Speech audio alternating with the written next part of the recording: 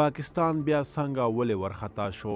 سلام، وخت مو بخیر. په مکړې د نن ورځې تازه او مهم خبر ته د پاکستان صدر اعظم په افغانستان کې پاتې شوي امریکایي وسلې د ترهګرو ډلو لاسته ورغلي دي. پاکستان یو ځل بیا په افغانستان کې د ترهګرو ډلو د پیاوړتیا په هکله اندېښنه څرګنده کړې ده.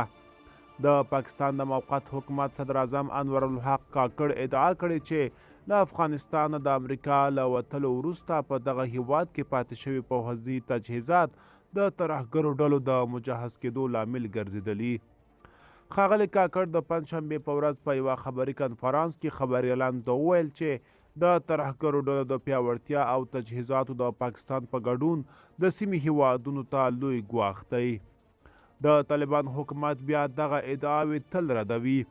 د پاکستان د موقت حکومت صدر اعظم زیاته کړه چې له افغانستان د امریکایي په بیړنۍ ډول وتلو نه یوازې پاکستان بلکې چین، ایران او د منځني اسیا هیوادونه هم اغېزمن کړي دي.